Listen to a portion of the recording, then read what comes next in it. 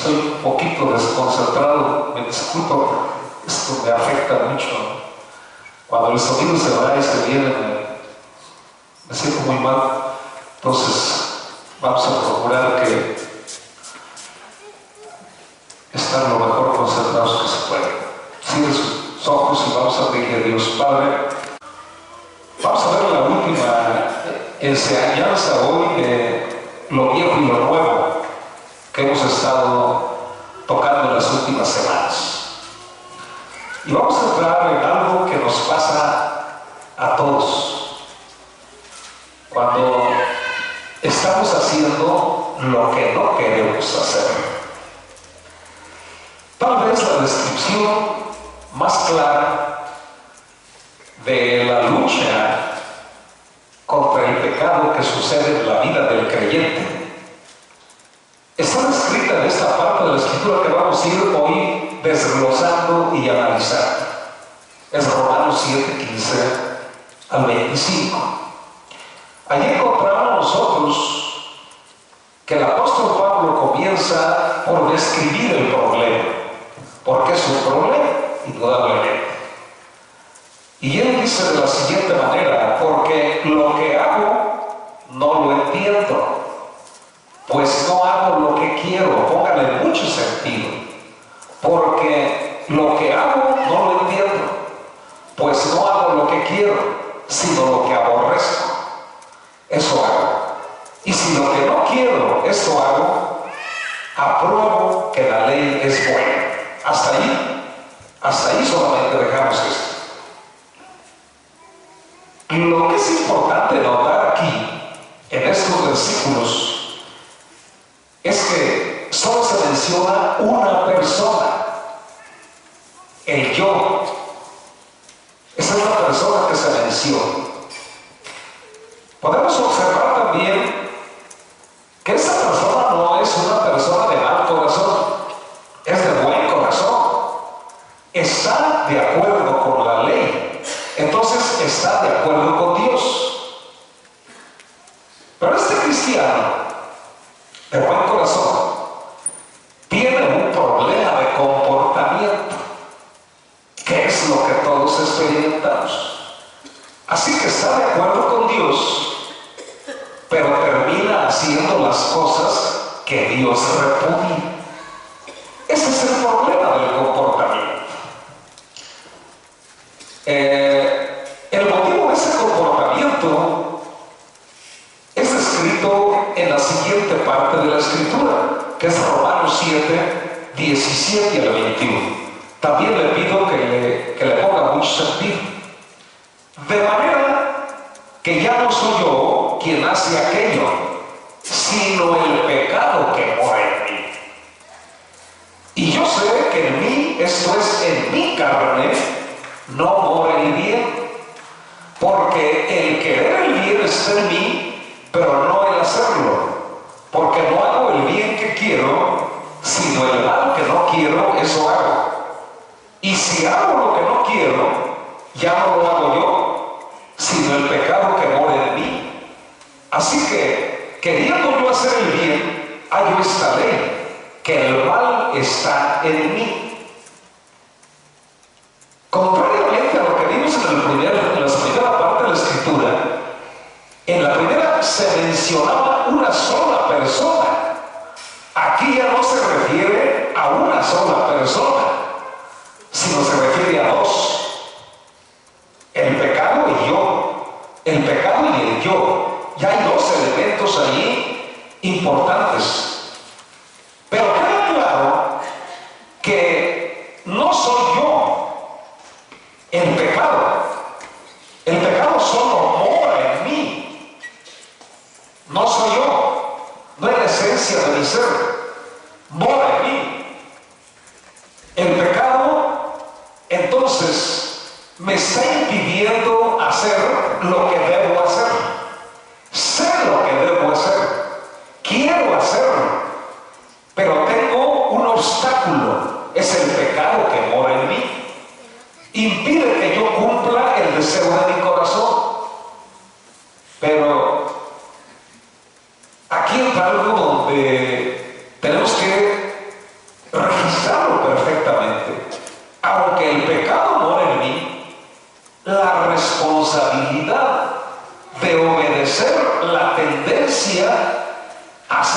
mal que es el pecado, es la carne, pues, está en mí. Si yo permito que el pecado que me asedia gobierne en mi vida, la responsabilidad es mía. No es culpa del pecado, es culpa mía. Porque me dejo dominar por ese pecado que existe, que está ahí. Ya no me debe gobernar. Podemos notar otra cosa aquí también de suma importancia. Estos versículos no dicen que yo no soy bueno. No dicen que yo soy maligno o que soy pecador. No lo mencionan ahí, porque habla otra vez, si volvemos a la escritura, de un corazón que quiere obedecer la ley, que desea hacer lo correcto. Entonces, de ninguna manera declara a la persona como pecadora. Está el pecado asediándola, pero la persona no es pecadora. Dice que mora en esa persona, que es buena. No dice que la persona sea mala o pecaminosa. Es decir, no describe a esa persona como pecadora, sino una persona luchando contra el pecado que la asedia, que mora ahí en ella. ¿Cómo podemos ilustrar esto de una manera comprensible? Si yo tengo una espina en mi dedo, entonces puedo decir que tengo algo en mí que no es bueno. Pero no soy yo el que no es bueno. Yo no soy la espina. ¿Me entienden? Tengo algo ahí que es malo, pero yo soy bueno. La espina que está en mi dedo no es buena. Entonces, yo no soy pecado y yo no soy pecador. Esta idea nos debe quedar precisa en el espíritu. Tiene que ver mucho con la percepción de que empezamos a hablar. Si yo me percibo como pecador, entonces soy yo un pecador. No he entendido la obra de Cristo ni la identidad que tengo en Él. ¿Cómo hemos mencionado esto durante toda esta enseñanza? Somos santos que pecan ocasionalmente, no pecadores que ocasionalmente se comportan como santos.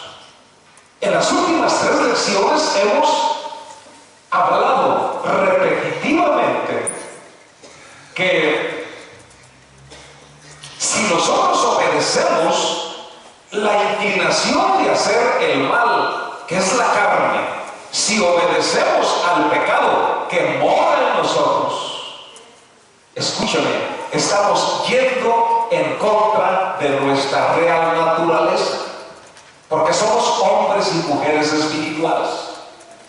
Ya no somos hombres y mujeres carnales, vamos en contra de eso. Lo vimos. Entonces, ¿qué encontramos o cómo podemos definir esto? Que somos santos, que están luchando con el pecado, que los impulsan a hacer lo que no quieren hacer. No se deleitan en el pecado. Se oraba aquí, cuando se pedía perdón al principio, que Dios perdonara nuestras culpas, que hacíamos cosas que le dolían en el corazón a Dios. Pero también esas cosas, cuando el hombre espiritual las comete, traen dolor a su vida, traen tristeza a su vida y traen vergüenza a su vida, que es lo que finalmente es el arrepentimiento. Por eso tenemos que ir con Dios cada día, no para que nos vuelva a perdonar los pecados de toda la vida, sino esos pequeños detalles en los cuales la carne nos ha dominado o el pecado nos ha arrastrado inconscientemente la mayor parte de las veces. Pero esto es muy comprensible para nosotros. El pecado está ahí, la carne está ahí que nos impulsa a hacer el mal, a hacer lo contrario de lo que Dios quiere, aunque nosotros queremos hacer lo bueno. Bueno, esto queda bien claro en lo siguiente, hombre. No hay un cristiano que se deleite en el pecado. Siempre que hace algo, cuando lo hace consciente, le pesa hacerlo, pero lo hace porque no toma una total autoridad en su identidad para vencer la inclinación natural a hacer el mal. No se deleita. Es más, yo le garantizo que alguien hace algo conscientemente que es malo y lo venció la inclinación a hacer lo malo, y al darse la vuelta le pesa haberlo hecho. No se goza por él. Esa es la lucha. La lucha, pues, está entre el yo, el nuevo yo, la nueva criatura, y la carne o la tendencia natural a hacer el mal, que permanece mientras tengamos vida, mientras estemos en esta tierra y mientras vivamos en un cuerpo, aun cuando seamos hombres espirituales. Entonces hay un campo de batalla en esto, en esta lucha. Y siguiendo la secuencia, el apóstol Pablo habla, señala ese campo de batalla, ¿dónde se da? Y está en Romanos 7, 22 al 23. Porque según el hombre interior, habla del hombre regenerado, de la nueva creación, de la nueva naturaleza, me deleito en la ley de Dios, pero veo otra ley en mis miembros que se revela contra la ley de mi mente y que me lleva cautivo a la ley del pecado que está en mis miembros. Tendencia a hacer el mal. Ahí está. Mientras nosotros, nuestra alma, o mejor dicho, nuestro espíritu, esté en un cuerpo y haya la inclinación a hacer el mal, los miembros, el pecado va a intentar usar nuestros miembros para hacer el mal, para pecar contra Dios. Ahí se da, en la mente se da, porque tiene que ver con la decisión, tiene que ver con la voluntad. Hemos dicho en otras ocasiones que nadie manda en la voluntad del hombre. Si el hombre se siente, se cree realmente regenerado, su voluntad está impregnada de la voluntad de Dios y del deseo de obedecer.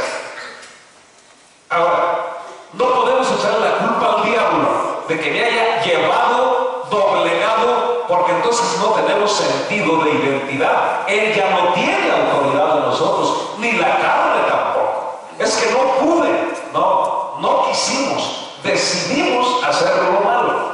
Esa es la verdad. Entonces, esa lucha es real.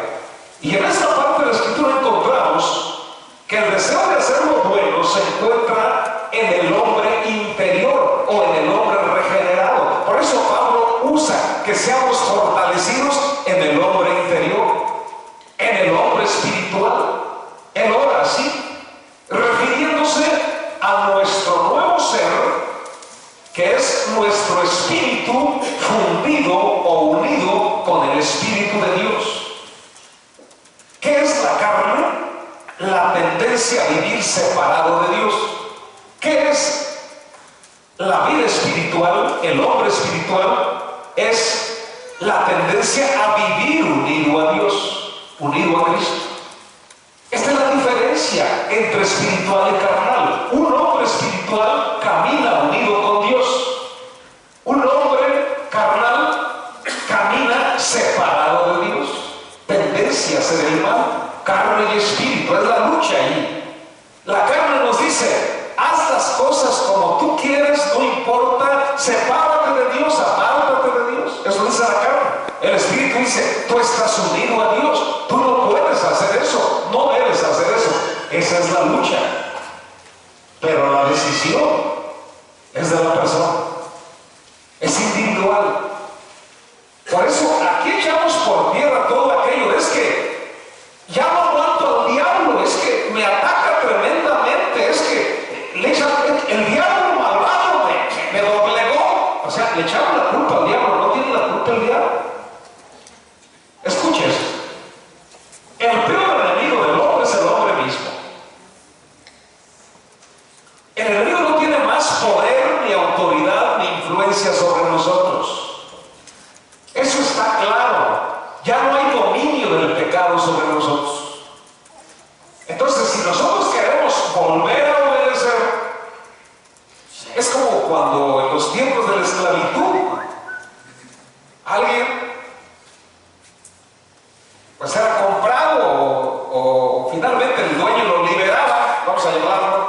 Y él decía, no, yo quiero seguir siendo, estando aquí, yo quiero seguir siendo esclavo, siervo, sirviente. Es lo mismo. Nos sabemos libres de la opresión del enemigo, pero voluntariamente queremos seguir siendo oprimidos por el enemigo cuando lo obedecemos en las tendencias de la carne. Entonces, hay que tomar identidad. Es en mi carne donde me ataca el pecado para impedir que yo haga lo que realmente quiero hacer.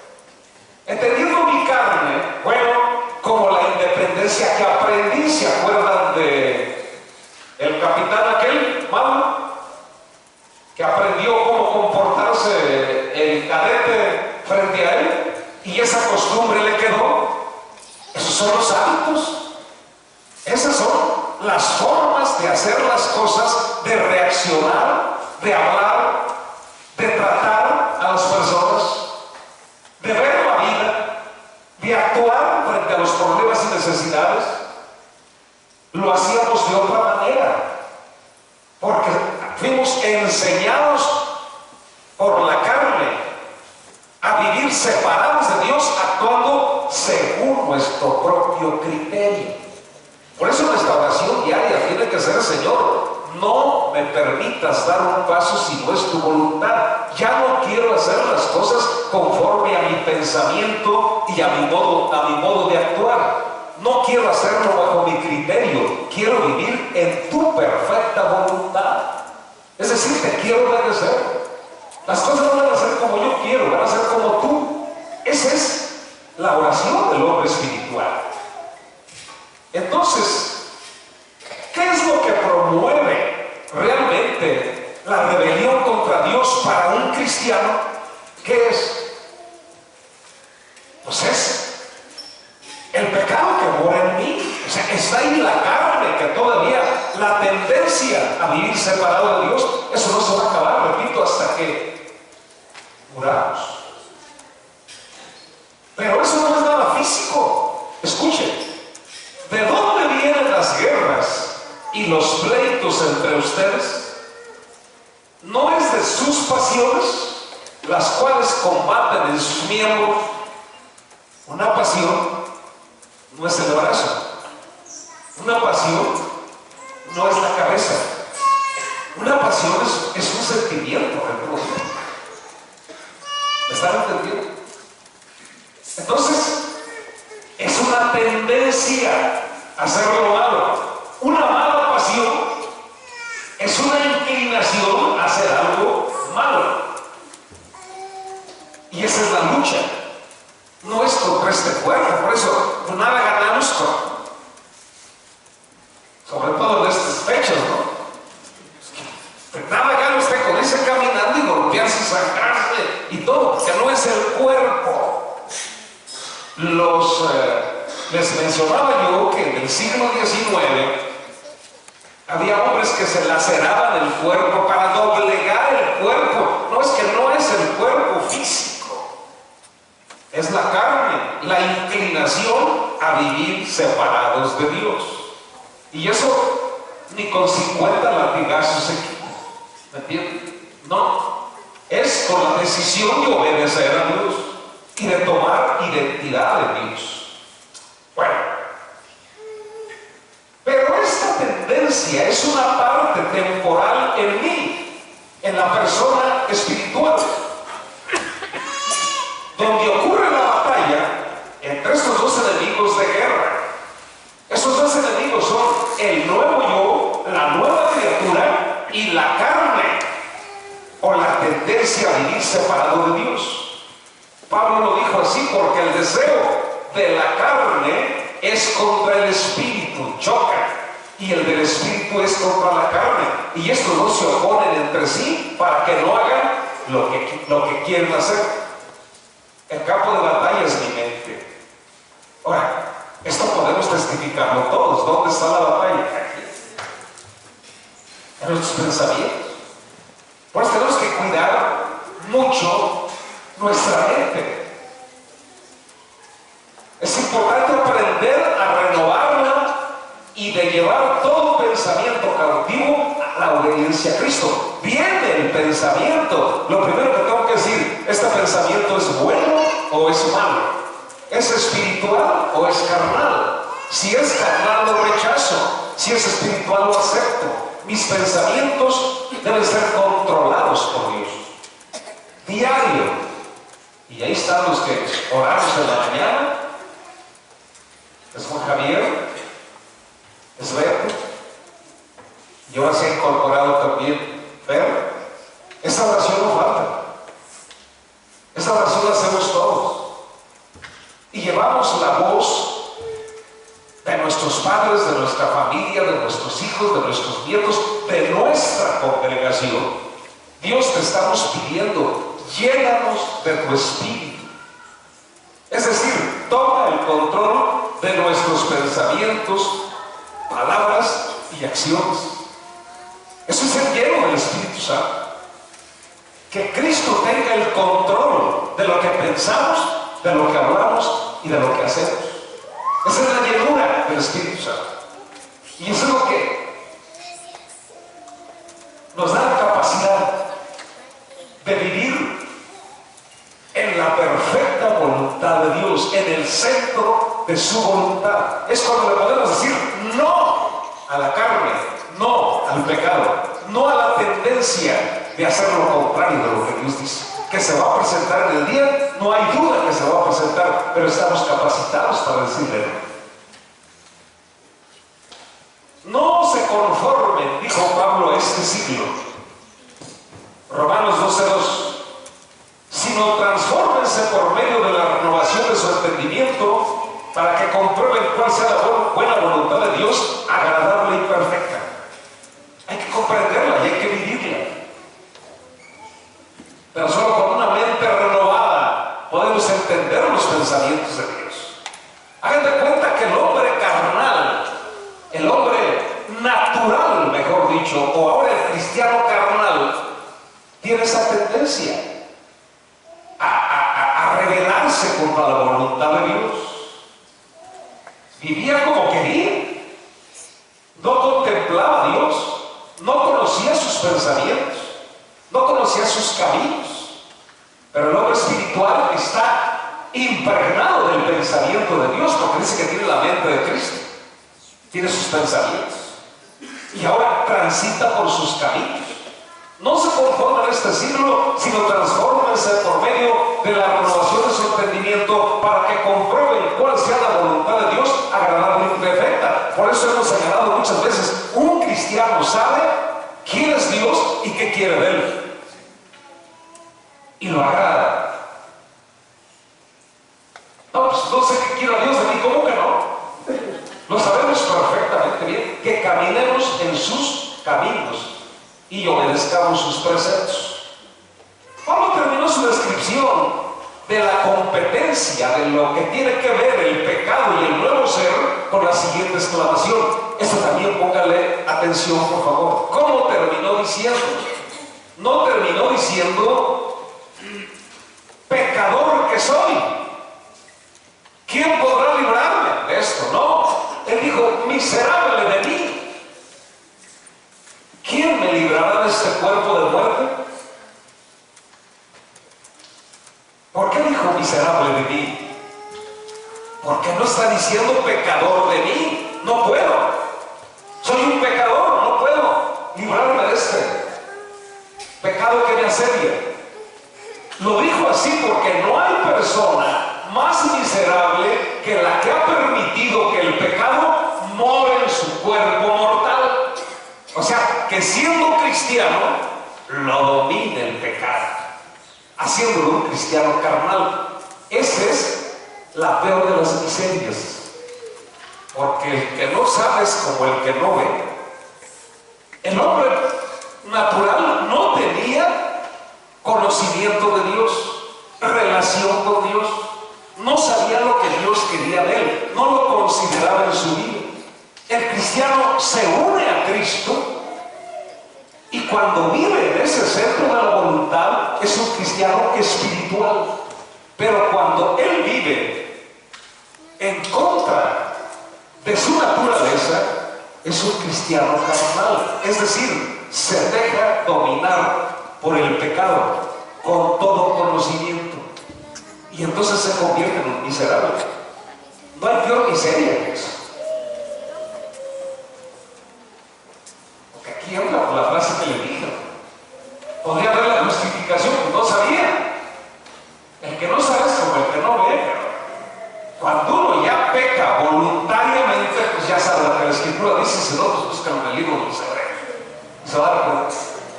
¿Qué dice? Es terrible. Miren, quiero hacer un paréntesis aquí para que tengamos cuidado con estas palabras. Va a pensar que es amarillismo espiritual, llámelo como quiera. Nunca me ha gustado la lucha libre a mí, jamás me ha gustado, no me gusta lo que es simulación, nunca me ha gustado. Y la lucha libre es simulación, no hay duda. Pero tienen que ser atletas, tienen que ser gente preparada, no cualquiera cae por allá 3 filas y se regresa como si fuera de goma, algo, todas esas piruetas que hacen y todo, es algo realmente atlético, tiene que ser. Pero es una simulación, indudablemente. Por eso, si no lo fuera, ahorita que se muere uno en el ring, pues no podían llamar al otro para ver si hay homicidio culposo. ¿Es como? Pero que es que no se debió morir. O sea, la lucha no es porque se muera, ¿no? En el ring vemos cómo han caído y eso ya no hay, ahí ya no hay nada, no hay ni culpa ni nada, porque es un deporte de alto riesgo. Y aquí pasa eso. Y no hay duda que aunque no me gusta la lucha libre, pues se entera uno y dice, qué terrible, me pegó, me sentí mal. Pero ahorita anda circulando en las redes sociales las últimas palabras del hijo del perro Aguayo. Y si no lo ha visto, es muy importante que lo vea. Estaba haciendo la promoción de la pelea y algo dice ahí, pues se retan y todo, ¿no? Pero termina diciendo, escuche, por eso aguas con Dios, no podemos jugar con Dios.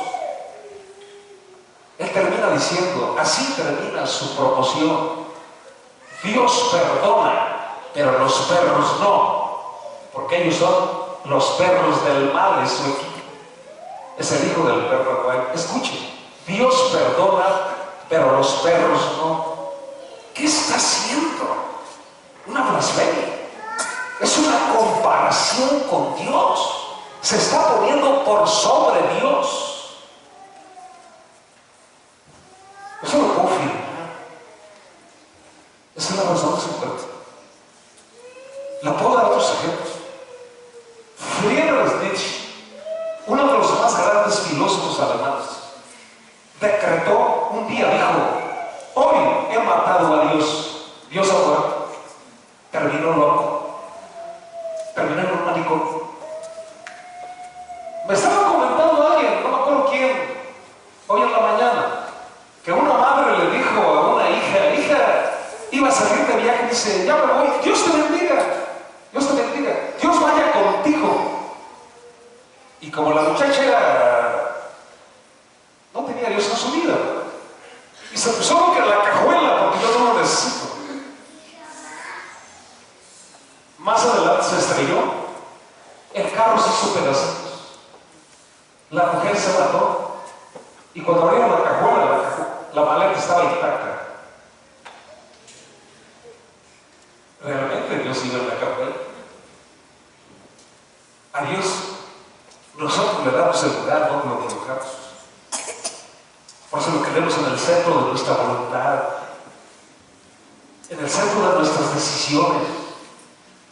Dios no es lo hemos señalado para ocupar un lugar secundario en nuestra vida. No, eso es religión. Cuidado con Dios. Cuidado con Dios.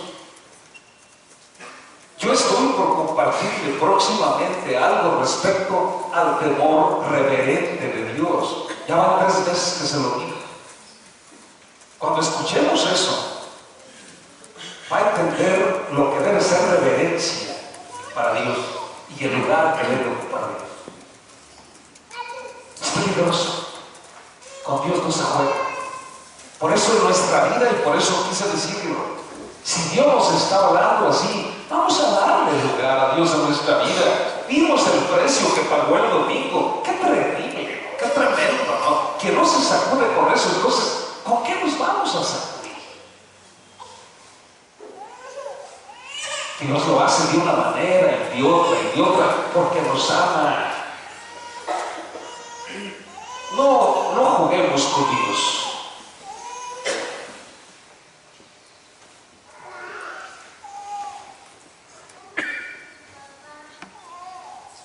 No hay persona más miserable que aquella que, teniendo el conocimiento de Dios y habiendo nacido de su espíritu, se vuelve a dejar dominar por el pecado.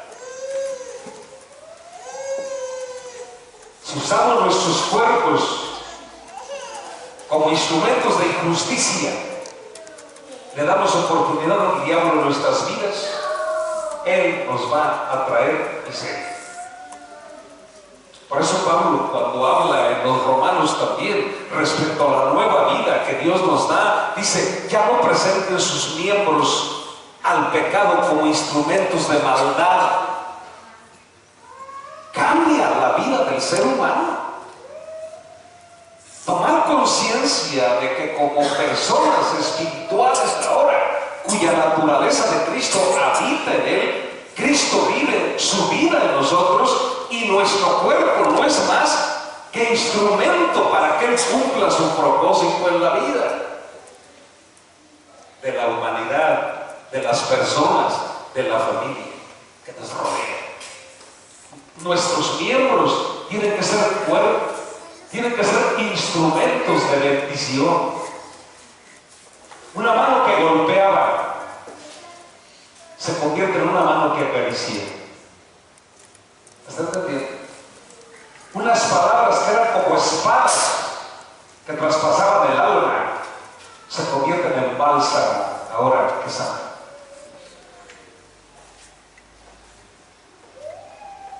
Unas manos que robaban o que acumulaban riqueza se convierten en unas manos generosas que distribuyen lo que Dios le ha dado.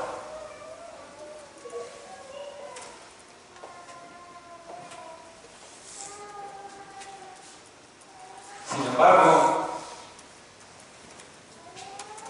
las buenas noticias son que esta expresión de miserable de mí es seguida por una declaración gloriosa, misma que es confirmada con otra expresada por el propio apóstol Pablo más adelante.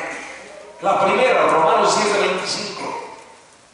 Gracias, escuchen, es la respuesta: miserable de mí, ¿quién podrá librarme de este cuerpo de muerte? Gracias doy a Dios por Jesucristo, Señor nuestro. Así que yo mismo con la mente sirvo a la ley de Dios, mas con la carne a la ley del pecado. Si no echo mano del poder que Cristo me da y no tomo la identidad de Él. Pero para eso vino Él, para romper esa influencia y ese poder del enemigo. Luego dice: ahora pues ninguna condenación hay para los que están en Cristo Jesús. Están en Cristo Jesús. Los que no andan conforme a la carne, sino conforme al Espíritu. Cruce esta palabra con 2 Corintios 5:17 y va a encontrar la respuesta. De modo que si alguno está en Cristo, nueva criatura es. Las cosas viejas pasaron, he aquí todas son hechas. Eso es lo que Dios quiere que entendamos, y eso es lo que ha estado insistiendo con nosotros.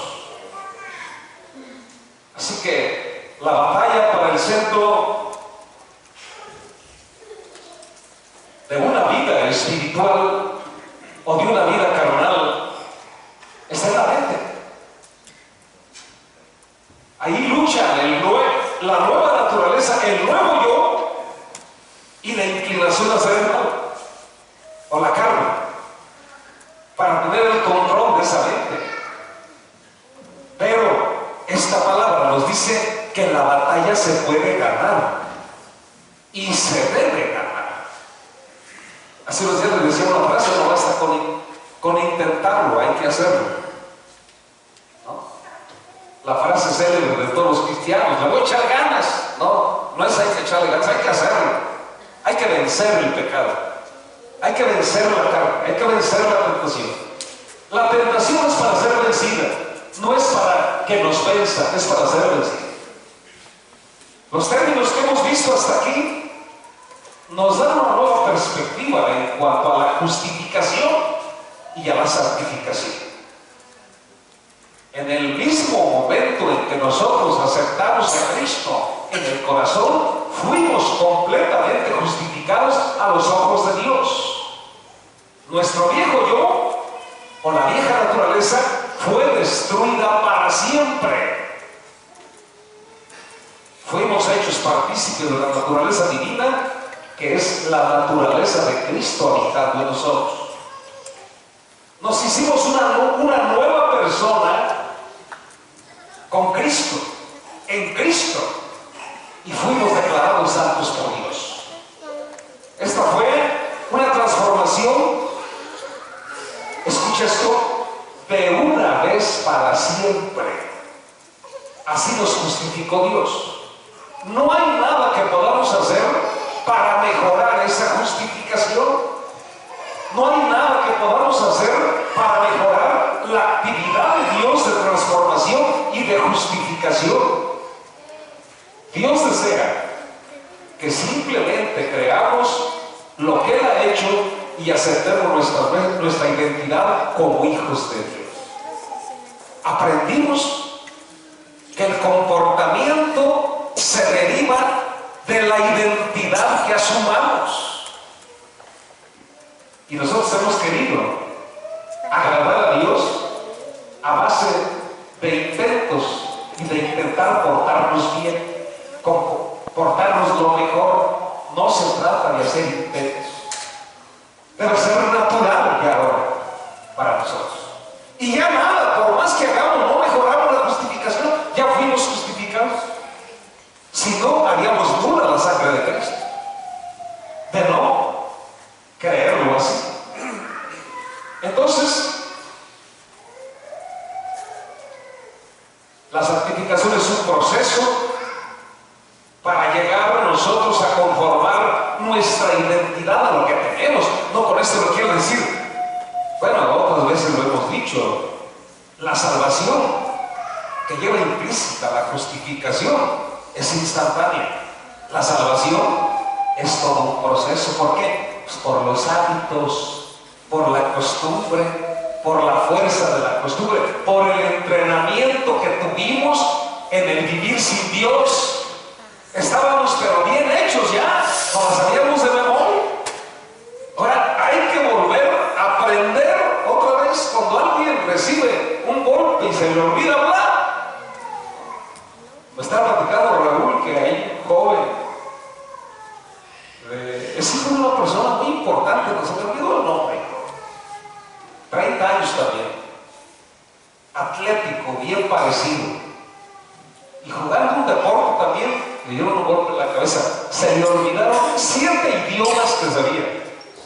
O sea, perdió todo totalmente, se le puso en blanco el asunto. Pero como Raúl trabaja en unas empresas donde venden aparatos para ¿cómo se llama esto? Para restauración física, pues. E incluso para entrenamiento de deportistas de alto nivel, ¿no? Entonces tiene mucha relación con eso y dice que ellos venden máquinas y ese joven, su padre le compró una máquina donde ahora lo ven intentando, escuche, aprender otra vez a pensar, aprender a hablar cuando sabía 5 idiomas. Eso es lo que aprendemos nosotros. Nosotros nos quedamos en blanco. nos quedamos con toda la forma que traíamos, no se nos olvidó. Por eso muchos cristianos queremos vivir en el reino de Dios actuando como vivíamos en el reino de las tinieblas. ¿Por qué? Porque es como lo sabemos hacer. ¿Me han entendido? No podemos, se nos dificulta hacerlo de otra manera. La mujer se le revelaba al esposo y se le ponía tú por tú y todo el asunto, ¿no? Sin Dios. Si lo sigue haciendo, pues es la fuerza de la costumbre. O sea, le cuesta trabajo. Al hombre le costaba manifestarle aprecio, cariño, amor a la esposa. Cuesta. ¿Por qué? Pues que vivíamos sin Dios. Pero ahora tiene que aprender. Ya no así, ahora sí. ¿Cuántos hemos luchado y seguimos luchando con los malos hábitos? No le va a poder dar para qué. Todo.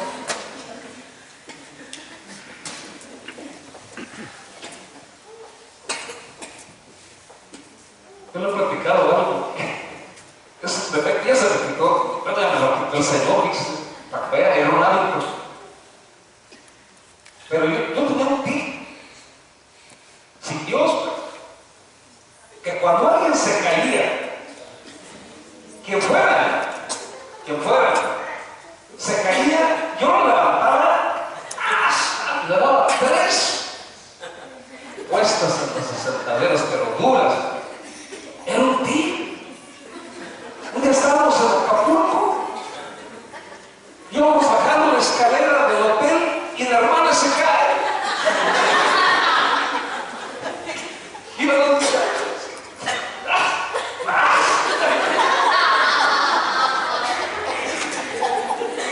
Ahora ya no. Ahora ya aconsejé que nosotros vas a desarmar así es la vida. Los hábitos, hermanos, los tenemos muy arreglados. Tenemos que tomar conciencia ahora quién somos. Y se puede vencer eso y hay que volver a aprender otra vez ahora a vivir con las leyes del reino.